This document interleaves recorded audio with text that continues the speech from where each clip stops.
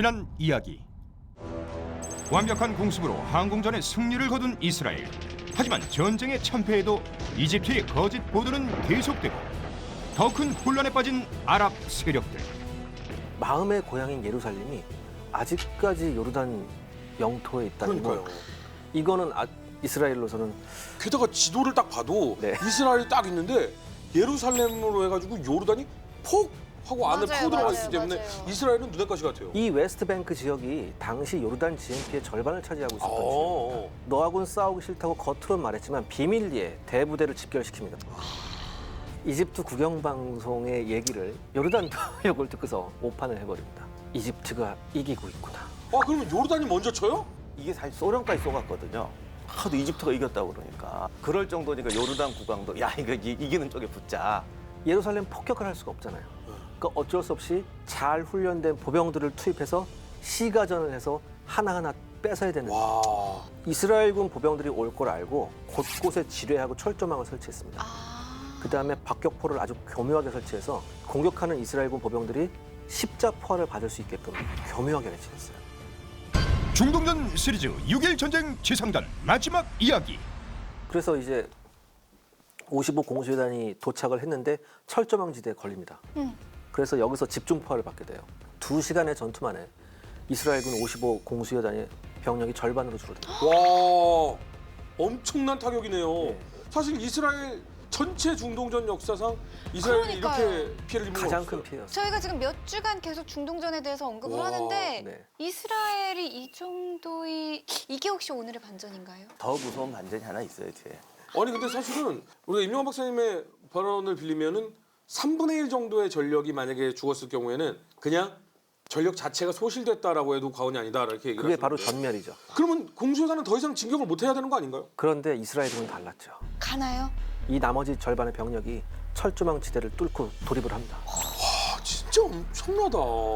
그러니까 이게 사실 그 정도 희생이 안 날 수도 있었는데 네. 그러니까 우리가 지금 자꾸 이게 어느 쪽을 편들지 말고 아, 그쵸. 그냥 순수하게 전사적 개념 보면 이스라엘도 예루살렘 점령이라는 거에 대한 어떤 자기들의 사명감이 있는 거예요. 그렇죠. 저기는 그냥 그 사람들에게는 그 양쪽 다 마찬가지인데 너무나 상징적인 존재인 거야. 그걸 우리가 뭐 이해는 못 하겠는데 그렇다고밖에 말할 수가 없어요. 상징적이다. 예, 그러니까 당시 지휘관들이 대대장급 이상이면 1차 중동전에 참전했던 사람들이란 네. 말이에요. 자기들이 이렇게 말한 천추의한이다 정말. 그때 더 밀어붙여서 피를 봐서라도 하지 무조건 못한 게 예루살렘. 천추의한이다. 그리고 병사들한테도 이게 주입이 됐던 것 같고 공감을 했던 것 같아. 근데 사실은 이건 요르단도 마찬가지예요. 똑같은 성지잖아요. 똑같은, 예, 네. 그래서 이제 누가 더 그런 의지와 전투력을 갖고 싸우느냐는 건데 그러니까 여기서 그냥 이런 전투가 벌어지는 거고. 근데 정말 무섭네요. 사실 3분의 1 정도의 병력이 와야 됐다는 것은 저희가 알다시피 정말 내 옆에 나를 지켜주는 병사들이 없기 때문에 뿔뿔이 흩어지게 되고 결국은 이제 와야 되는 건데 절반의 병사가 사망을 했는데 그 병사들의 전후의 시체를 넘어서 뚫고 들어갔다는 거잖아요. 네. 그럼 결국은 예루살렘은 점령합니까? 이 전투에서 아주 작은 무기의 차이가 승패를 가릅니다. 왜냐하면 이때 당시 요르단군은 2차 대전 때 미군이 쓰던 M1 소총이라고 긴 걸 썼거든요. 그다음에 이스라엘군은 우지라고 했던 기관 단총. 네네네. 아시죠? 네네. 근데 시가전에서 우지가 훨씬 편했어요. 그렇죠. 왜냐하면 달리기 뛰기가 쉽고 돌아서서 쏘기가 그렇죠. 좋으니까. 네. 시가전에서 긴 총을 휘두르는 게 그렇죠. 별로 이게 편한 방법이 아니거든요. 그러니까 시가전만 있는 게 아니라 참호가 격급이 있었잖아요. 아. 근데 우리 영화에서 봤듯이 참호에 뛰어들어서 뭐 이러고 또 뛰어들고 갑자기 막 참호 옆에서 튀어나오고 그러면 이런 식의 전투를. M1 소총 같은 경우는 좀 멀리 있는 적을 정확하게 타격하기는 좋지만 근처에서 달려가서 쏠 때는 우지는 이게 드르르 원래 기관 단총이 참호 전용으로 그렇죠. 개발. 1차 대전부터 참호전으로 개발된 거예요. 근데 그 M1 소총 같은 경우에 더군다나 8발이었거든요. 그죠. 8발에다가 반자동이었다고요. 탕 이렇게 쏘는 거예요. 거의 뭐 반적용용으로도 막 사용을 해서 그렇죠. 근데 이게 여기서 차이가 크게 나는 겁니다. 그다음에 독이 오를 대로 올랐던 공수 여단 병사들이 그렇죠. 지나치게 잘 싸웠어요. 그래서 그때 당시에 전투 기록에 나와 있는 걸 보면 모든 교통호마다 피가 넘쳐 흘렀다 뭐 이런 얘기가 있습니다. 더군다나 이제 이 이후에 네. 이스라엘군 지원 전차 부대가 옵니다. 근데 이 전차 부대가 구시가지로 돌입을 했는데 포를 쏠 수가 없죠. 그렇죠. 이게 유산인 거잖아요. 포를 쏠 수가 없으니까 네. 전차를 몰고 골목골목을 가는데 이스라엘군 전통이 있지 않습니까? 전차장에 몸을 밖으로 내밀고 네. 항상 관측한다. 요르단군이 정확히 저걸 그렸다. 어머. 그래서 여기서 확실히 요르단군은 좀 다르네요. 이집트하고는 조금 질적으로는 차이가 네네. 있었죠. 잠시 이집트 국민들의 TV를 꺼주시기 바랍니다. 지금까지 계속 요르단군은 좀 잘 돼 있다 네네네. 그러는데 이렇게 참호전이 벌어지니까 장교들이 다 도망가요. 아 요르단도요? 나중에 이스라엘군이 그래요. 왜 장교는 안 보이고 사병들만 전부 다 사병이 튀어나오지? 시체나 포로를 보니까 전부 다 사병이에요. 아 근데 이게 놀라운 게 뭐냐면 장교들이 도망가고 난 다음에 요르단군 병사들이 예를 들어서 차선자 뭐 이런 사람 있잖아요. 병장, 네네네. 상병 이런 애들이 지휘를 해서 싸우는 거예요. 근데 사실 그런 영화들 보면 1차 대전, 2차 대전 영화를 보면 거의 뭐 부상한까지도 전부 다 죽고 나면 병장이 지휘를 하고 병장이 죽고 나면 상병이 지휘를 하고 뭐 이런 영화도 근데 봤거든요. 이 같은 경우는 죽었을 때인데 네. 지금은 그들이 도망을 간 거잖아요. 정확한 지적이십니다. 그러니까 병사들이 더 대단한 거예요. 그렇죠, 그렇죠. 차라리 죽으면 다음을 어떻게 해야 될 것인가를 할 수 있지만 도망가면 야 장교가 도망갔는데 뭐하러 싸워? 그래서 이스라엘군은 그때나 지금이나 요르단군은 좀 존경한대요. 어. 그러나 아무튼 그나마 아랍에서 체계가 잘 잡혀 있다는 요르단군도 성지 예루살렘을 지킬 때 장교는 도망가고 사병들만 싸웠다. 그 장교들은 결국은 모르겠어요. 근데 하여간 시체 중에 장교가 거의 없었다고. 예, 그러더라고요. 거의 없었어요. 작년은 뭐 다 내뺀 상태였고 이때 이제 아까 예루살렘 시가지로 들어간 전차 부대가 있었고 그다음에 예루살렘 외곽으로 돌파하는 또 전차 부대가 하나 있었습니다. 베나리 여단이라는 이스라엘군 기갑 여단이었는데 이 이스라엘의 베나리 기갑 여단이 예루살렘 주변을 장악하려고 시도합니다. 그래서 바로 예루살렘 옆에 텔 하자라 마을에 진입을 했는데 여기서 요르단군 기갑 부대하고 만납니다. 근데 여기서 중요한 건 뭐냐면 이 이스라엘 기갑 베나리 기갑 부대는 네. 2차 대전 때 썼던 셔먼을 개조한 전차였었어요. 어. M51이라는 슈퍼 셔먼 전차였었고 어. 요르단군은 요르단은. 최신형 M48 미제 전차였어요. 아. 근데 지금까지 보면은 또 무기가 다는 아니거든요. 뭐 그렇긴 한데 이집트도 굉장히 최신형을 쓰고 있었다고요. 아무리 그렇긴 하네. 근데 그건 소련체였고 미제예요. 미제는 제가 아는 미제는 기자님이 진짜 변도 좋다는 얘기도 있어요. 변 빼고 다 좋다라는 말이 있지. 아 정말 할머니들이 그러던데. 변 빼고 다 좋다 이런 말 있어. 도 좋아. 윤시현은 미국 똥 좋아합니다. 아 제가 말고 할머니들이 그런 말씀. 아니 정확하게는 할머니들이 이렇게 얘기한 거죠. 똥 빼고 다 좋아라고 얘기하셨어요. 아, 그래요? 근데 사실 이스라엘의 가장 특기 중에 하나가 뭐냐면 무기 개조 능력이잖아요. 맞아요. 아무리 그래도 구형 전차를 개조한 것과 최신형 미제 전차, 게다가 훈련 잘 된 요르단, 요거 반전 있죠. 지금 허준 씨께서 대단히 네. 중요한 말씀해 주셨는데 어. 이 이스라엘군의 셔먼 전차는 전차포가 개조된 상태였습니다. 프랑스제 100mm 전차포가 달려 있었어요. 그렇기 때문에 2차 대전에 썼던 그거하고는 달라요. 장갑 두께도 개조가 됐었고 엔진도 새로운 엔진으로 교체가 된 상태였어요. 그럼 셔먼이 아니잖아. 그건 셔먼 아니네. 엔진 들어냈는데 어떻게 그들은 셔먼. 셔먼이라고 합니다. 그들은 슈퍼 셔먼 이렇게 해서 근데 요르단군은 약 20대 최신형 M48 전차가 왔습니다. 붙었습니다. 네. 허준 씨께서 계속 말씀하셨듯이 잘 훈련된 군대와 장비가 좋은 군대가 만났을 때 과연 누가 이겼을까요? 또 이스라엘이에요?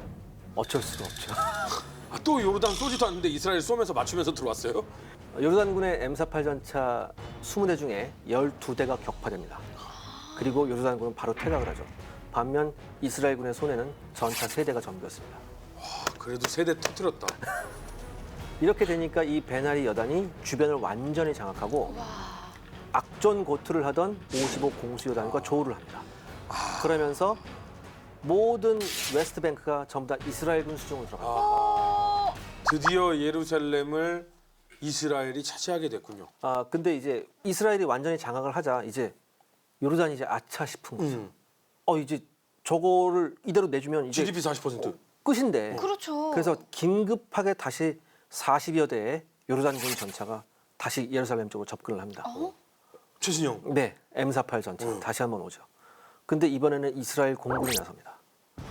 공군이 뜨는구나. 이때 당시에 요르단은 공군이 없었어요. 그렇잖아요. 첫날 공습 때 이집트만 한 게 아니라 예.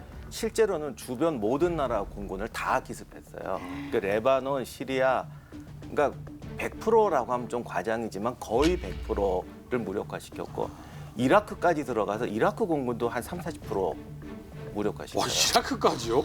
주변을 다 초토화시켰어요. 아무튼 이 요르단의 40여 대의 전차가 이스라엘 공군의 집중 폭격을 받습니다. 뭐 전차가 공군에 떴다라면 사실 할 일이 없는 거죠.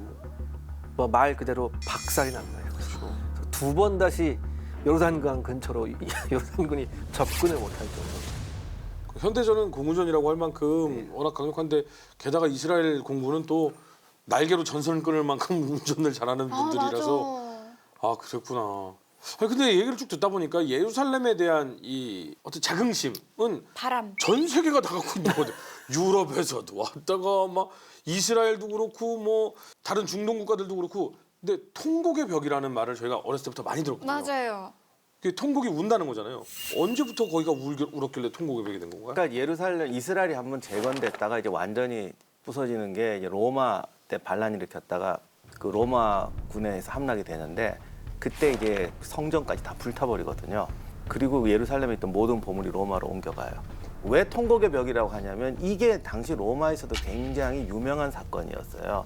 유대인들이 왜 돈이 많다. 그래서 도망가는데 금화를 삼키고 도망간다는 소문이 퍼진 거예요. 배부터 가른다. 네, 그래서 배부터 가는 게 이 사건이고. 그래서 그거 왜 그런지 모르겠어요. 하여간 이 예루살렘을 함락했다는 게 로마에서도 굉장히 자랑거리였나 봐요. 그래서 콜로세움 같은 데서 그 예루살렘 함락을 재현하는 공연을 했거든. 근데 그 콜로세움 공연이 얼마나 대단하냐면 이게 세트를 만든 다음에 불 타는 걸 공연을 하고 거기 탈출해서 넘어오는 로마 이렇게 잡아서 해치우는 걸 그걸 다 실황으로 이런 걸 하면서 환호하고 그럴 정도로 이게 그 큰 사건이었고 그러니까 유대인들한테는 이게 더 오래 남았고 그리고 이제 이스라엘에서 가장 상징은 역시 예루살렘 성전인데 이게 그때 불타고 로마에서 불타는 게 맨날 공연이 되니까 이게 오래오래 어떤 하나의 상징이 된 거죠. 근데 그 성전의 마지막 남은 게 서쪽 벽만 남았어요. 네. 뭐 지금 인터넷에 사진 많지만 그냥 우리나라도 성벽 돌담, 같은 돌성이에요. 예. 그게 아마 이제 스코푸스 산이라고 밑에 있는 걸 거예요. 왜냐 이 스코푸스 산이 예전에 우리 로마 있을 때 항상 그 산을 점령을 해야지. 거기 아무튼 남아있는 유적이 그런 성벽 하나 남아있어요. 그러니까 로마에 의해 철저하게 그러니까 다른 종교에 의해 철저하게 짓밟혔던 우리 선조의 마지막 남은 흔적. 그래서 거기서 울면서 그걸 기억한다. 자기들만 그 입장 보면 그것도 문제긴 하지. 근데 반대쪽 벽에서도 우는 거 제가 방송에서 많이 봤거든요. 아 요즘에 그게 왜냐면 다 성지니까. 다 성지니까. 오전 오후로 나눈다든가 뭐 그렇게 네. 되는데 지금 사진에도 보시겠지만 모든 이스라엘군 병사들이 무장을 해제하고 저 벽에다가 머리를 맞대고 통곡을 합니다. 정말 울고 있었고요. 이 소식을 들은 우리 참모장 나얀 참모장하고 중군 사령관이었죠. 나르키스 중군 사령관도 와서 그들도 병사하고 같이 얼싸안고 통곡을 합니다. 이거 우리가 드디어 이 벽을 찾았다. 근데 참 이상해. 그때 다야는 무신론자거든. 유대인이라고 다 이젠 그 사람들도 다 그거 아니에요. 무신론자도 많아요. 거기 병사들도 무신론자 꽤 있었어요. 아 그래요? 네, 그러니까 이걸 종교적 의미로 이걸 되찾았다 이러질 않는 거예요. 물론 이스라엘도 또 그 유대교 신자도 있었겠죠. 다만 여기서 이제 한 가지 말하고 싶은 거는 그래도 어디나 강경파와 온건파가 있잖아요. 그렇죠.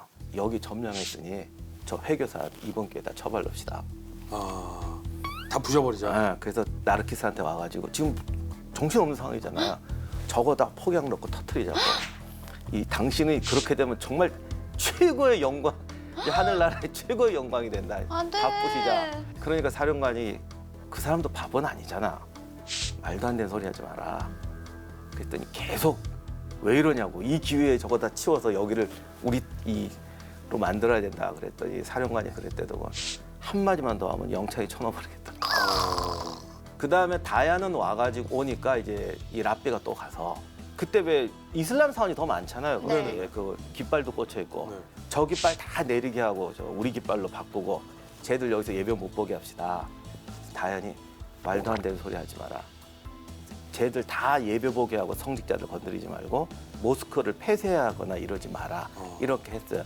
그러니까 이스라엘도 어디 나라나 마찬가지지만 극단적인 강경파도 있고 네. 야 그래도 우리가 점령은 주도권은 잡지만 같이 살게 해줘야지 하는 사람도 있고 그러나 쟤들이 주도권 잡게는 못 해줘 이러는 게 있고 그다음에 이제 팔레스타인이나 요르단 입장에서 보면 우리가 주도권을 잡고 옛날 우리 살라딘 했던 것처럼 우리 너희 같이 하게 해줄게 이러는 사람도 있고 싸그리 없애버려야 돼 이런 사람도 있는 거죠. 네. 그 요 중간 사람이 만나면 잘 화해가 될 것 같지만 이 둘도 절대 양보 못하는 게 우리가 주도권 잡고 화해하는 거 이게 안 되는 거예요. 이게. 근데 사실 어느 쪽이 주도권을 잡던 간에 이스라엘은 저희가 예전 중세 시대 전투서부터 봤지만 잘 모여 살았었어요. 남들이 외부에서 공격해가지고 좀 맞아요. 핍박을 받았지 내부에서는 여러 종교가 같이 잘 살았거든요. 근데 그런 게 그러니까 우리가 제3자 입장에서는 그 이쪽 강경파 이쪽 강경파 빠지고 이런 사람들은 맞아요. 잘 될 것 같지 네. 않느냐 나는데 이 사람들이 화해하고 잘 지내는 게 주가 아니고 누구의 땅이냐는 거야. 내가 주인이고 당신이 세입자냐. 네가 주인이고 나는 거는 이건 절대 양보 못하는 결정적인 거예요. 이게 결정적인 거예요. 근데 집주인이 이스라엘로 이제 바뀌었군요. 그렇죠. 그러니까 제3자들은 그거 왜 그렇게 살아 그러지만 집주인하고 세입자랑 싸우는데 옆에 가서 싸우지 마 그냥 소유권 받고 아무도 말이 안 안 되죠, 바꾸려고 그럼요. 그러잖아요. 그리고는 다들 세입자와 집주인이 다 행복하게 살고 싶어라고 말을 하는데 네. 소유권 분쟁은 아무도 양보를 안 해요. 이제 웨스트뱅크 지역이 거의 이스라엘군 수중에 넘어갔고 그 유명했던 베들레헴, 에사무, 헤브론 이런 시들이 전부 다 이제 이스라엘군 수중에 넘어갔습니다. 그런데 이때 그 요르단과 피를 나는 형제라고 했던 이라크군이 여기서 등장을 합니다. 이라크군이 야, 너 그렇게 깨졌어? 야, 비켜. 내가 본때를 보여줘. 저 성소를 훼손하는 저 이교도들한테 내가 불벼락을 내려주마 하면서 100여 대의 이라크 탱크가 범무도당당하게 요르단강까지 진출해서 이제 도하를 하려고 합니다. 아니 지금 벌써부터 웃기죠? 지금 공군이 있잖아. 아니 지금 이스라엘은 공군이 있잖아. 잠깐 미리 웃으면 웃으면 어떡합니까? 안 되는데 되게. 그럼 이제 제가 사람이 다 아는 거지 뭐. 그러니까요. 어떻게 아마 시청자 하겠어. 제가 알 정도면 소련제 탱크가 갔는데 또 공군에 당합니다. 아니 이게 사실은 어떻게 보면 중동전에서 그 이스라엘을 제외한 아랍권 세력 그 국가들한테는 너무 쓰디쓴 뭐 아픔일지 모르겠지만 맞아요. 정말 보면 그 병사들이 너무 불쌍한 거예요. 지도자들이 저쪽은 공군력이 살아 있고 이쪽은 공군력이 없는데 왜 도대체 기갑사단을 집어넣냔 말이지. 그 다음에 이제 마지막 그 요르단 그 웨스트뱅크의 북부 지역에 나블루스라는 마을이 있었거든요. 이 나블루스라는 마을로 이제 이스라엘 마지막 기갑 여단 롬 기갑 여단이 이제 들어갔는데 여기서 롬 기갑 여단이 화들짝 놀랍니다. 이 마을에 들어서자마자 모든 마을 주민들이 나와서 환영을 합니다. 이스라엘. 와 만세! 그러면서 그러니까 왜요? 이거 요르단 사람들이 왜 우리한테 왜 그러지? 그렇지.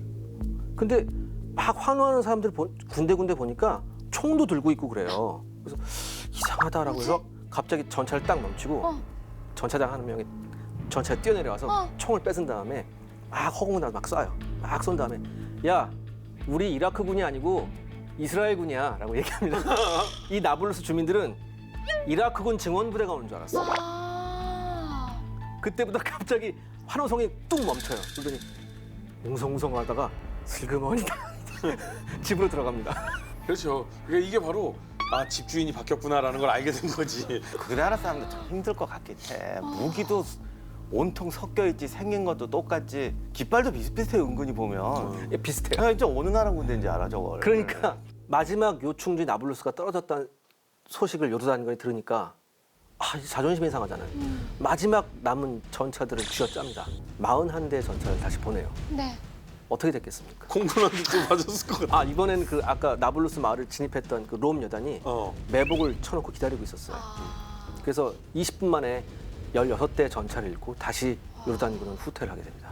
그래서 이제 단 한 톨에, 그러니까 단 한 뼘의 땅도 요르단군한테 남아있지 않고 모든 웨스트뱅크가 이스라엘군한테 완전 점령됩니다. 그 자존심을 버리고 차라리 정말 우리는 평화를 사랑한다. 우리는 절대로 전쟁하지 않는다라고 얘기한 다음에 유엔군한테 요청을 했으면 야 그거 돌려줘. 그렇게 하지 않았을까. 근데 그것도 다 예상하고 있었어요. 이스라엘군이 6.1 전쟁 실제로 거기 3일 만에 다 끝났는데 했던 이유가 분명히 유엔이 개입한다. 그니 네네. 늘 하는 말이지만 먹어놓고 여기서 끝내자. 유엔은 빨리 말려야 되니까 늘 방침이 그거야. 여기서 스톱. 여기서 스톱 시키고 이제 그 다음에 이제 협상을 하는데 일단 최대한 먹어놓고 여기서 스톱. 아니 근데 그런 경우가 있잖아요. 그러니까 정말 조그만의 국지전이라도 하여튼 누가 먼저 쳤다라고 할 수 있으니까 모든 병력을 후방으로 다 빼고 100개 들고 그냥 가만히 앉아서 이제 우린 전쟁 안 함. 이러고 있었으면 이스라엘도 못 쳐들어오지 않았을까요? 멋있게 쳐들어갔을 거죠. 아무튼 여기 이 나블루스가 점령되기 직전에 다급해진 그 요르단의 후세인 왕이 나세르한테 전화를 합니다 또. 근데 나세르가 그 라셀한테 좀 전화 좀 안 하면 안 돼요, 진짜? 근데 나세르가 계속 전화를 안 받았어요. 전화를 안 받았다가 나블루스가 점령되고 나니까 네. 나세르가 전화를 받습니다. 어. 야 어떻게 된 거 너네 이기고 있다며 근데 왜 우리 왜 이래 빨리 도와줘라고 하니까 나세르가 뭐라고 하냐면 미군이 이스라엘군으로 위장해서 이 전쟁에 개입했다고 너하고 나하고 공동 성명을 발표하자 이렇게 얘기합니다. 와, 라셀은 계속 조장만 더 생각을 하고 있는 것 같아요. 정치적 능력이 탁월한 거죠, 어떻게 보면. 그러니까 후세인 국왕은 조용히 전화를 끊습니다. 너랑은 대화가 안 되겠구나. 나세르는 아랍 동맹을 생각하니까 지든 졌더라도 이 조직을 유지해야 되고 후세인은 늘 애매한 것이 이 요르단이 존속을 해야 되는 거야. 우리의 이거를 해야 되기 때문에 이스라엘이나 주변 사람들한테 합리적으로 행동한다는 걸 늘 보여주려고 그래요. 맞습니다. 그래서 그 후세인은 합리적으로 바로 유엔의 중재안을 받아들여서 휴전을 합니다. 예. 중요한 건 이집트군은 완전히 녹아 없어진 데 반해서 요르단군은 전력의 3분의 2가 온전했습니다. 아. 그리고 이스라엘의 최정예라고 하는 55공수여단을 거의 반토막 이상 그렇죠. 네. 괴멸시켰으니까. 그 웃긴 건 요르단이 유엔의 협상을 받아들여서 휴전을 선언하자 이라크가 길길이 날립니다. 왜 휴전을 하냐? 바로 지금 나 준비하고 있는데 이런 식으로. 들어와. 언제든 받아줄게. 다시 한번 후세인 국왕은 전화를 끊습니다. 잘 알겠음. 아, 진짜 들으면 들을수록 당연한 얘기지만 지도자가 얼마나 중요한지를 더욱더 깨닫는 이 중동전이 맞아요. 아닌가 이런 생각이 드는데요. 또 상대적으로 뭔가 이집트, 요르단 지도자와 다르게 이스라엘 지도자는 뭐 어떤 편을 든다는 게 아니라 객관적으로 정말 대단했다라고 볼 수가 있는데 이 3차 중동전 직전 국방부 장관이 교체됐다고 합니다. 중요한 시점에 교체됐던 모세 다얀 장군이 오늘 인물탐구 주인공인데요. 바로 만나보겠습니다. 무적 이스라엘의 신화를 다시 쓴 승리의 명장 검은 안대의 영웅 모세 다얀. 자, 근데 다이안 사실은 전쟁을 준비하는 건 정말 오래 준비하고 너무너무 힘든 과정인데 맞아요. 그 과정에서 대장이 바뀐다. 국방부 장관이 바뀐다라는 건 사실 전쟁 포기한 거거든요. 아니 도대체 어떤 인물기에 이렇게 교체까지 된 겁니까? 그러니까 원래 이 모세 다얀이라는 사람이 우리가 사브라 세대의 가장 대표적인 네. 사람인데 사브라 세대는 우리가 지난번에 한번 얘기했었듯이 거기서 나고 자란 사람들. 이 사브라 1세대예요. 이 사람이 1세대인데 처음에 영국군한테서 아주 정식 교육을 받은 사람이에요. 그러니까 정규전, 비정규전 훈련을 다 받았죠. 이 사람이 아주 대단히 유능했던 사람이었고 하가나에 들어갔다가 나중에 이제 그 자할이 생기면서 정규군에 편입이 된 그런 사람이었습니다. 그 고향에서 처음 태어난 아이래. 아. 1호 아이, 키부츠 1호 아이. 뉴스에 나오는데 그러면. 그렇죠. 그래서 이스라엘 그 전쟁을 이해할 때 우리가 이제 홀로코스트 얘기를 많이 하는데 네네. 실제로 홀로코스트 생존자들은 그 전계에 나 있었지 군에서는 별 활약을 못했고 우리가 이스라엘을 이해할 때 홀로코스트 세대가 와서 한 게 아니고 여기서 태어난 사벌애들이 다 주역이에요. 그들의 자식들. 예. 그 홀로코스트 출신들은 그렇게 뭐 비리비리했다는 오히려 군대에서는 홀로코스트 출신이라면 정말 속된 말로 막무시해요. 바보들 거기서 그렇게 당하면서 그러고 살고 오냐? 우리는 니들 같지 않아. 그래서 이스라엘 어떤 유명한 군인인데 해서 나중에 이게 고급 장교까지 됐는데 그때 실토를 했대요. 나 원래 홀로코스트 출신이다. 아 근데 그 얘기하면 무시당하니까. 우리도 그렇지 않다는 걸 보여주겠다는 마음으로 군에 입대를 해서 훈장도 받고 이제 남들이 할 만큼 되니까 그때야 봐 우리도 할 수 있어 이랬다는 거예요. 그래서 사병 훈련병 때부터 같이 싸웠던 친구가 있는데 야 제가 얼마나 마음에 한이 있으면 나한테도 얘기를 안 하고 저렇게 오래 숨기고 저렇게 살았나 할 정도로 왜 그런 말을 드리냐면 이스라엘을 이해할 때 자꾸 홀로코스트랑 해서 연결을 맞아요. 시키는데 실제로 이 사람들의 군인들의 행동 방식은 우리 고향 우리가 지킨다는 또 개념식으로 이게 된 거예요. 그렇구나. 이게 참 이게 단순하게 이해할 수가 없는 복잡한 게 많아요. 그러니까 그들에 의해서 어떻게 이런 그 자치라든가 정치라든가 이런 것들이 많이 경제라든가 이런 것들이 여러 가지 부분으로 완성이 되긴 했지만 실질적으로 싸우고 군대들은 그렇죠. 그곳에서 그러니까 자라는 사람들이 많아요. 제가 드리고 싶은 말씀은 이게 옳다가 아니라 우리는 흔히 홀로코스트에서 살아왔으니까 길을 쓰고 싸운다. 그 정신으로 싸운다 그러는데 실제 그 사람들은 내가 태어난 땅 내가 지킨다라는 이런 개념이 물론 우리 삼자 입장에서는 그게 왜 니네 땅이야 이런 말 얼마인지 할 수 있는데 네. 본인들은 그렇다는 거예요. 본인들은. 지금 저 사진이 다이안 장군의 사진 같은데 한쪽이 눈이 장애를 가지고 계신 것 같은데. 와, 카리스마가 더 있어 보여요. 저분이 이제 미리 말하지만 사실 유명해진 건 두 가지 능력 때문에 유명해졌어요. 네. 그러니까 군인으로서는 기본적으로 능력이 있는데 또 하나 뛰어난 게 이 정치적 능력이 탁월해요. 역시 이미지 관리를 할 줄 알아야 되거든. 그럼 가짜예요? 아니 그게 아니라 아니에요. 아, 이미지라고 하긴. 저 아, 뭐 그렇게 화를 내세요? 대중들 앞에 나설 때는 저렇게 안대를 하고 나와요. 네. 평소에는 선글라스 끼고 다녀요. 아. 그러다가 이제 무슨 신문 사진 찍을 때는 빨리 벗고 이렇게 탁 이러고 찍고. 그러니까 일부러 내가 이런 희생을 하면서 여기 이 자리에 있다 이렇게. 그래서 저분이 원래는 젊었을 때 그 2차 세계대전 때 프랑스 BC 정가 프랑스 군인데 프랑스 BC 정권이 독일 편에 섰잖아요. 튀니지나 이쪽에 있는 BC 정권 군대랑 싸울 때 정찰대로 나갔다가 이렇게 망원경 보고 있는데 탁 튀어갖고 활동 거. 뭐 망원경을 통해서 총을 맞은 거예요? 유리가 들어갔다고 그래요. 유리 깨지면서. 파편이. 그 다음부터 그거를 또 이제 이거로 활용하는 거지. 탁 하는데 저 양반이 장점이라는 건 요즘 말로 워커홀릭이죠. 일에 정말 몰두해요. 그래서 최전선 같은 데 나가도 탁 맨 앞에까지 총알이 빗발치는데도 앞에 가서 보고 직접 기관단총, 우주기관단총 옆에 끼고 찝차에서 맨 앞에 쓰고 그랬어요. 물론 그렇게 사진 촬영도 많이 그렇죠. 하지만 그게 모든 항상 근데 이분이 가실 땐 선전반이 항상 뒷땅. 물론 그러나 사기는 안 쳤다고. 아 진짜로 할 진짜로 거는데. 그렇게 하면서 하고 지휘관은 최전선에 같이 있어야 되고 그러니까 그런 행동을 잘했기 때문에 인기가 좋았어요. 약간 메가더 장군하고도 약간 느낌이 그렇게 보면.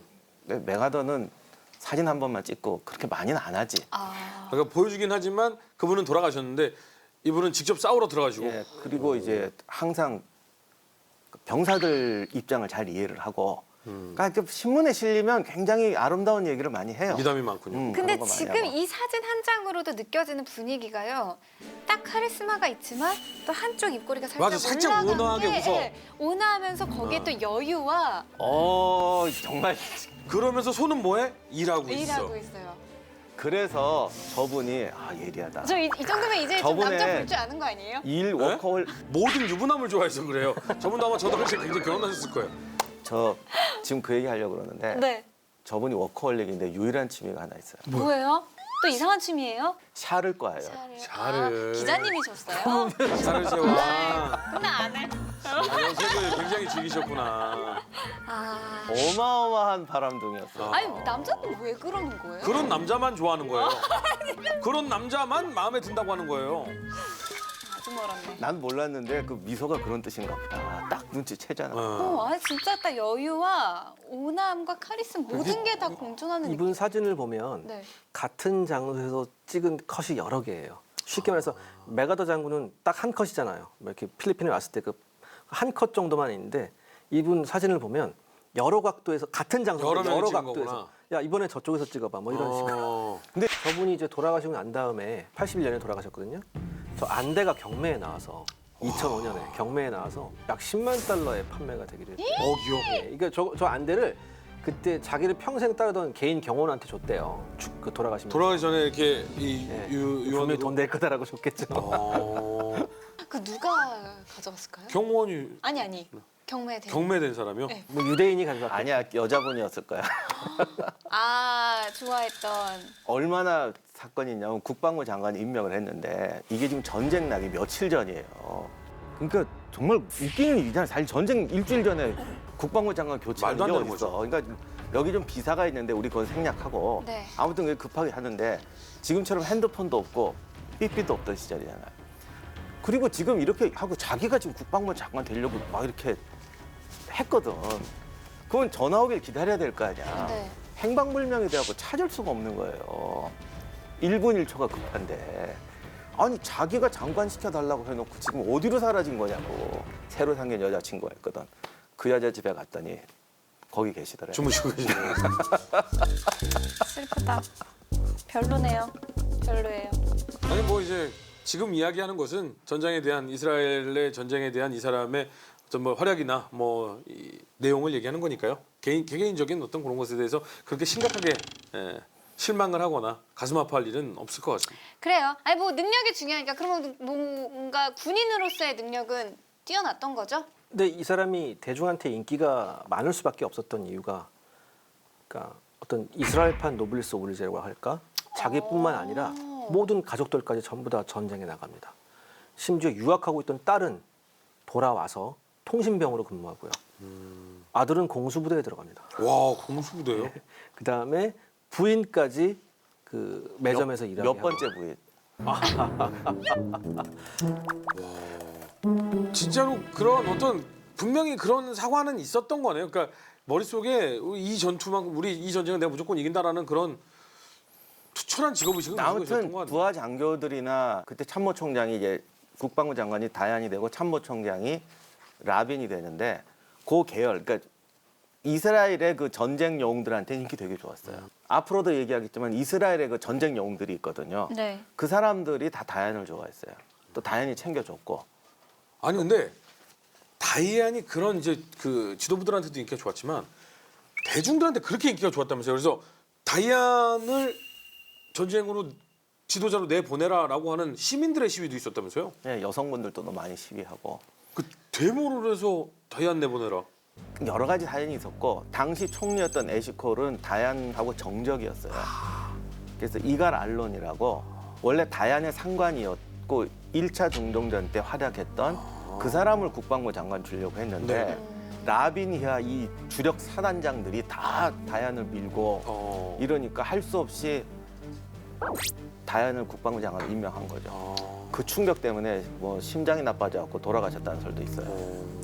근데 국방부 장관에 임명이 되셨을 때는 여자친구네 집에 아마 그 나가라고 시위한 여자들도 약간 뭔가 마음에 상처가 있는 여자들 야 나가버려라 나가버려라 굉장히 궁금한 게 있는데요. 다이안 장군이 국방부 장관이 되면서 이제 이스라엘이 여러 가지 이제 전쟁에서 승전보를 울리고 있습니다. 근데 윤지연 아나운서가 왜 그것에 대해서 시기 질투를 하고 계신 거죠? 그러니까 말이에요. 매번 인물 탐구에 사랑에 빠졌다가 금방 사랑이 식어서 나옵니다. 내 사랑은 어디에? 다얀의 최고 장점은 정치적 감각만 뛰어난 것이 아니고 아까 예루살렘 얘기할 때 했지만 나중에 노동당인데 그 어쨌든 이슬람과 이 이스라엘이 너무 극한으로 밀어붙여서는 안 된다. 우리의 기본적인 생존권을 확보한 뒤에는 화해 정책으로 가야 된다는 제스처를 많이 썼어요. 실제로 아까 예루살렘 사원도 그렇지만 가능하면 공존시키려고 했어요. 물론 이게 안 먹히죠. 저쪽한테는. 그러나 이스라엘은 가장 많은 온건파였고 가능하면 최소의 피를 흘리자. 최소의 원한을 쌓자. 이런 정책을 했기 때문에 그래서 또 여성들이 좋아했을 수도 있고 이스라엘 사람도 다 강경파는 아니잖아요. 그럼요. 네, 그런 사람들이 그래서 이 다얀을 밀었을 수도 있죠. 자, 이제는 이집트와 요르단, 남과 이제 시리아 얘기밖에 없는 것 같습니다. 근데 시리아도 이스라엘과 사이가 굉장히 안 좋았죠. 가장 안 좋았을 겁니다 아마. 왜냐하면 그 골란고원에서 계속해서 시리아군이 이스라엘군을 정말 많이 괴롭혔거든요. 그 높은 고원 지대에서 이스라엘 영토가 빤히 내려다 보였기 때문에 거기다 그 요새하고 포병 진지를 만들어 놓고서 네.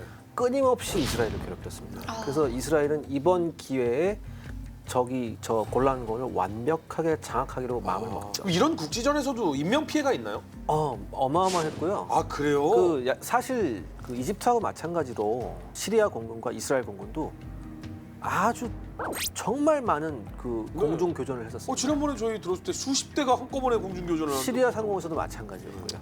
근데 여담으로 말씀드리면 시리아 전투기는 격추된 게 하나도 없어요. 그래요?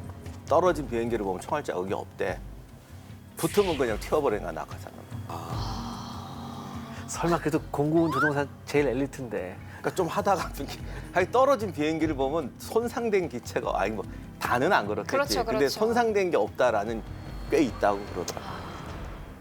아니 근데 시리아는 왜 그렇게 이스라엘을 싫어한 거예요? 이게 뭐 과거에서부터 좀 그러니까 역사를 시리아가 알수 이스라엘 있을까? 싫어한 것도 있고 이스라엘도 시리아를 싫어하는데 꼭 우리나라 일본처럼 그렇게 사이가 안 좋아 거기가 원래. 원래 시리아는 팔레스타인 지방 사람들 자체를 좀 싫어했다는 얘기도 있어요. 왜냐하면 시리아는 시아파였거든요.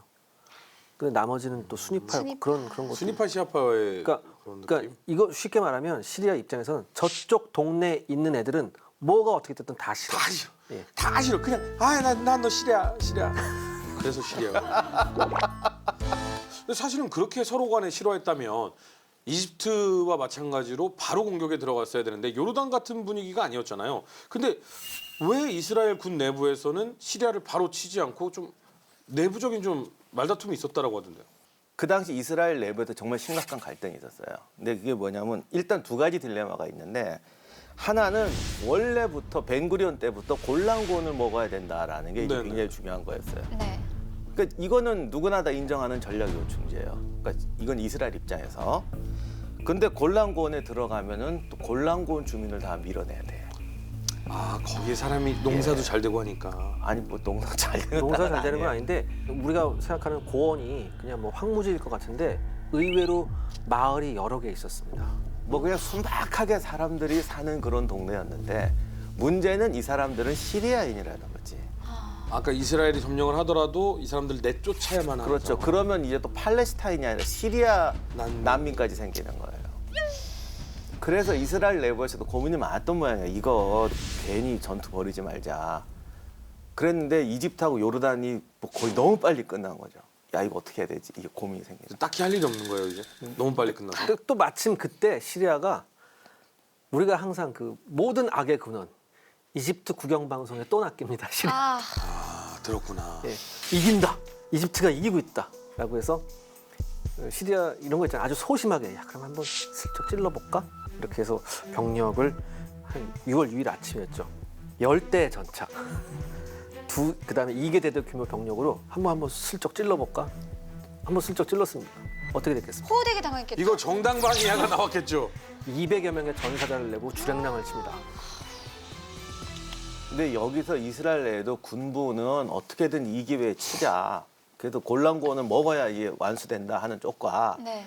안 된다. 우리 이제 더 이상 적을 만들지 말자.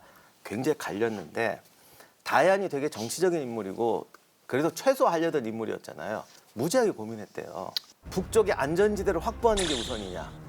또 이웃 나라를 침공해서 왼수를 만드는 게 잘하는 짓이냐. 본인도 엄청나게 고민했대요.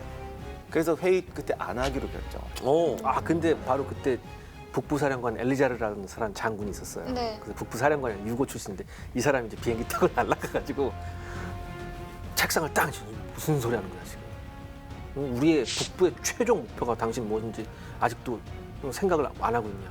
아까 골란군의 저거를 방어기지로 구축해야 된다는 그 유지를 받아들여야 된다. 그렇죠. 그래서 거기서 설득이 아마 됐나 보죠. 밤에 거기서도 확답을 안 했다고 들었는데 밤에 혼자 막 고민하다가 근데 안 하는 걸로 이제 장군들한테 들어가고 참모총장도 안 하는 건 줄 알고 있었는데 네. 고민하다가 그 엘리자베스. 엘리자베스 해 이렇게 밤에 아침에 북부사령관한테. 예. 그리고 라빈이 화가 머리끝까지 나가지고 왜 참모총장한테 얘기도 안 하고 이런 법이 어딨냐. 어. 이스라엘 늘 하는 말이죠. 아 급한데 지금 이런 거 저런 거 따지게 됐니. 이러면서 시리아 침공이 전격적으로 결정이 돼요. 그럼 다이아는요? 다얀이 밤새 하다가 그냥 결정해버렸다니까. 사람들이 다 뒤통수 맞은. 그리고 사실은 다이아는 약간은 온건파잖아요. 그러니까 그게 이스라엘적 입장인 것 같아요. 음. 그러니까 다들 충격 받았대요. 다얀은 안 그럴 줄 알았는데 왜 그러니까요. 그래요? 그러는데 본인도 그렇게 생각한 거죠. 그러니까 이스라엘 입장에서는 왼수를 하나 더 만드는 게 중요하냐, 아니면 적이 쳐들어올 수 있는 완벽한 방어 진지를 갖추는 게 중요하냐. 근데 제가 솔직히 손 이스라엘 입장에서만 얘기하면 이 결정이 나중에 4차 중동전 때 이스라엘도 살려요. 그러니까 우리가 국제 정치를 얘기할 때 참 이게 설명이 어려운 게 저 사람 입장이 되면은 참 그렇게 하지 말라고 하기도 그렇고, 물론 도덕적으로 따지면야 말하기 쉽지. 그렇게 안 하는 거다. 근데 그 사람 입장에서는 그럼 우리가 쟤들한테 패해서 다 죽으면 어떡할 거냐. 이렇게 물으면 그 사람들은 양보를 안 하거든요.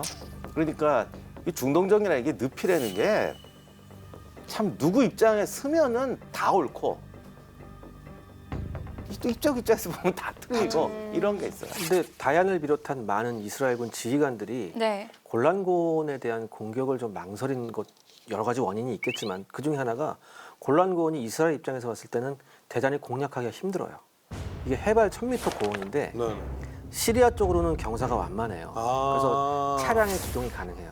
근데 이스라엘 쪽에는 경사가 이게 경사라고 할 수도 없고 이게 무슨 뭐 등산로 이렇게 올라가요. 등산로 같은 거예요. 그러니까 군사 작전은커녕 이 등산도 힘든데 그러니까 뺏기는 어렵고 지키긴 그렇죠. 더더욱 어려운 그리고 이런 이게 곳이네요. 땅이 네. 화산 지형이라 현무암 덩어리예요.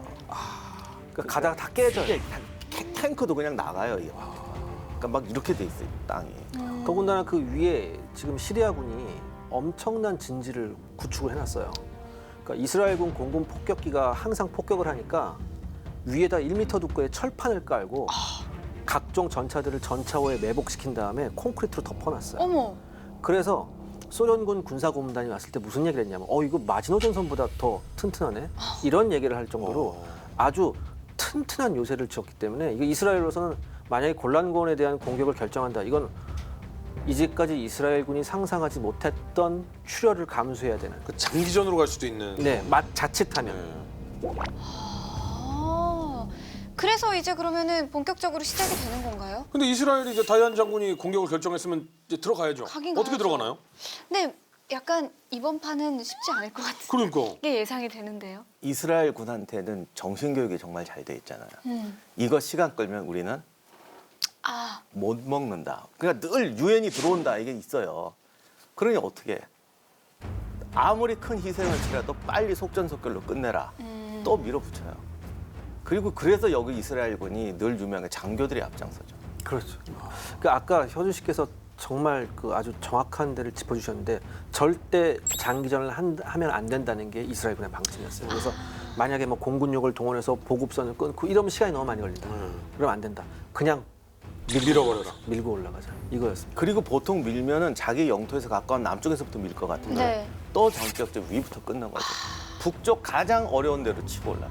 근데 그렇게 해야지 골란고원으로 올라갈 수 있기 때문 아닌가? 밑에서는 이 이스라엘 국경지대에서는 올라가기가 너무 어렵니까? 아니 이쪽이 차라리 길은 쉬웠어요. 근데 이렇게 올라가는 것보다 네. 그러면 계속 밀어붙이면서 험한 고지로 몰아붙여서 최후의 전투를 해야 될 거 아니야. 그러면 상대방도 점점 악에 바치고 용감하게 싸울 수가 있거든.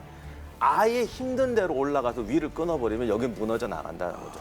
이게 전격전의 묘미잖아요. 탈출로를 놔둔다. 아니 그러니까 가장 강한 곳을 지배함으로 해서 다른 주변이 쪽을 전부 다 붕괴시키는 거야. 평정될 수 있는 그런 1차진지 2차진지 3차진지 본진이 있으면 뒤로 돌아서 본진을 그렇죠. 왜냐하면 1, 2 하면 결국 이 코너로 몰면 병력이 점점 몰릴 거 아니에요. 그렇다면 병력이 축차적으로 소모가 될 수 그럼. 있으니까. 그래서 이 아까 교수님이 말씀하신 이 화산암인데 이게 부서져요. 그러니까 전차가 기동을 못 한다고. 그러니까 이스라엘군 공병대가 가서 폭약으로 폭발을 해서 평탄하자고. 예, 이제 뭐 바위를 조금 부숴낸 다음에 다시 불도저로 밀고 그렇게 되면 전차하고 장갑차가 또 한 10m 올라가요. 그걸 또 하고 또 하고. 잠깐만요. 이 얘기를 하시는 도중에 폭파병이 가서 폭탄을 설치하고 폭발을 하고 불도저가 밀면 그동안 시리아군은 포격을 하고 있다는 얘기입니까? 그게 문제죠. 더군다나 거기에는 보이지 않게 많은 부비 트랩과 지뢰까지 있었습니다. 아 거기에 이 바위를 깨는 작업을 하면서 올라갔다고요? 그래서 전쟁에서 어떤 목표의식이 그렇게 중요한 거예요. 우리 입장에서 보면 골란고원 주민들과 어떤 시리아 이게 이스라엘한테 점령당하면 어떻게 되는지 다 알잖아요, 자기들. 네.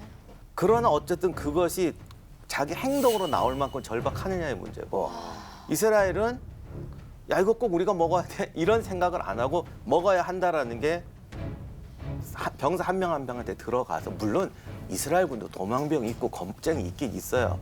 그러나 보편적으로 방금 그런 전투를 한다는 거예요. 아니 아무리 본진을 먼저 쳤다라고 해도 지금 올라가는 데만 너무 많은 힘이 소요가 되는 거잖아요. 그래서 여기가 그 별명이 피해 등산로가 됩니다. 어머. 그 작업하는 분들이 계속 사망을 하게 되는 거죠. 그 장갑차를 타고 올라가던 병사들도 장갑차에서 전부 다 내려서 장갑차를 밀어요, 뒤에서 밀고 올라가고 그다음에 그럼에도 불구하고 장갑차가 대전차포에 맞아서 격파가 되면 남아있던 병사들이 돌을 치우기 시작합니다. 계속 폭약을 설치하고. 그야말로 그냥 계속 죽으면서 올라가고 있는 거네요. 지금까지 이스라엘군 내에서 최정예 부대로 알고 있는 골라니 여단의 신화가 바로 여기서 나오는 겁니다. 이 골라니 여단이 올라가면서 정말 그러니까 거의 뭐 병력의 절반 이상이 여기서 그것도 피해를 전투 중이 아니라 그렇죠. 길을 닦는 과정. 올라가는 와중에 지금까지 저희가 중동전 하면서 들었었던 이스라엘 군과는 좀 다른 모습이 보여지고 있는데 이번엔 좀 쉽지 않아 보여요, 박사님. 그래서 첫날 엄청난 피를 흘렸는데 어쨌든 점령을 했어요. 그러니까 그게 무섭죠. 그 사이에 시리아 군들은 다 도망가지 않았을까요? 이게 참 심지어 어떤 일이 있었냐면 중대원 그러니까 올라가고 보니까 중대원이 딱 8명이 남았어요. 자, 우리 상식에 8명밖에 안 남았으면 이스라엘 군이요? 이스라엘군요. 그러니까 올라가는 와중에 다 중대원이 전사를 하고 8명만 남은 거예요. 100여 명이 넘는 중대원 중에 예. 8명이 예. 남았다. 그렇다면 우리 상식에 이 8명을 후퇴해야 되잖아요. 총 갖고 들어갑니다. 차 못 사실 쏘고. 후퇴하기도 너무 아까울 거예요. 네. 내가 지금 어떻게 총 갖고 올라갔는데. 총 갖고 들어갑니다. 그래서 소탕을 하기 시작하는데 이 소탕에 시리아군이 못 견뎌요. 그다음에 철조망이 딱 있잖아요. 철조망이 딱 있는데 아래쪽에서 전부 다 폭약을 써버려서 철조망을 부실 수가 없단 말이에요. 그러니까 이스라엘군이 어떻게 하냐면 병사 몇 명이 철조망 위에 자기 몸을 덮습니다. 자기 밟고 올라가. 그 일본이 자랑하는 건데 우리만 이렇게 했다고. 전 세계에서 이렇게 싸울 수는 우리밖에 없다. 뭐 이렇게 엄청 자랑하는데 근데 그 살이 다 뜯겨 나가는 거잖아요. 이 군용 철조망을 보면은 우리가 일반적으로 아는 철조망하고 다르게요. 약간 이렇게 여러 갈래로 이렇게 홈이 파여져 있어서 살이 그냥 찢기는 게 아니라 뜯겨져 나가게 만들어 놔서 정말 고통스럽잖아요. 67년도는 그런 철조망 없었을 거야 아마. 우리 옛날에 보던 그런 뾰족뾰족한 철조망은 그거였을 아무튼 거예요 아마. 이 모르겠어요. 중대 단위로 올라갔는데 그러니까 그 피해 등산로를 올라간 중대 대부분이 뭐 20여 명 이하, 10여 명 이하, 심지어 3명만 남은 그러니까 중대도 있었고요. 거의 90%에 육박하는 전사자가 나온 거잖아요. 그래도 이들이 들어가서 소탕 작전을 개시합니다. 근데 멀리서 이 장면을 보고 있던 이스라엘군 골라니 여단장 요나 여단장이 망원경으로 보고 있는데 뻔히 보이잖아요. 네. 작전이 실패했다고 생각했어요, 이 사람은. 너무 적은 네, 명수가 네. 남아서. 이러고 있는데 저쪽에서 갑자기 이스라엘 깃발이 올라가는 거예요. 그래서 급하게 쌍용을 딱 보니까 몇몇 안 남은 자기 부하들이 여단장이 있는 진지를 향해서 손을 흔들고 있는 거예요. 여기서 요나 여단장이 통곡을 해요. 아, 나도 눈물이 지금 날 것 그러니까요. 같다. 이거는 진짜. 시리아 군은 몇 명이었었나요? 시리아군은 거기 상당한 병력이 있었어요. 전차만 해도 30대가 있었고 항상 보통 한 2개 대대에서 4개 대대 이상 병력이 있었어요. 이게 지금 영화가 아닌 거잖아요. 실제입니다. 어떻게 가능한 와, 거죠? 진짜 이거 어떻게 이거. 다음 이야기. 이스라엘 전투 사상 가장 처절했던 골란구원 전투 6.1 전쟁의 열기는 점점 고조되는데 6.1 전쟁 마지막 이야기. 골라니 여단의 아주 어마어마한 희생 덕분에 고지로 올라가는 전차 기동로가 확보가 돼요. 단 하루 만에. 그 하루 만에. 이 일을 계기로 이스라엘에 대한 아랍 국가들의 증오가 증폭됩니다. 아.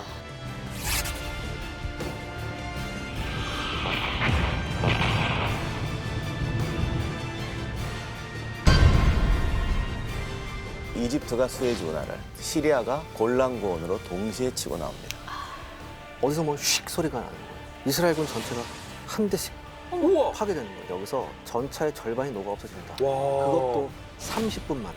우리 이집트가 달라졌어요. 그렇죠. 개전 7일 만에 100대가 넘는 이스라엘 공군이 떨어져요. 전체 이스라엘 공군의 3분의 1이었죠 아마. 와.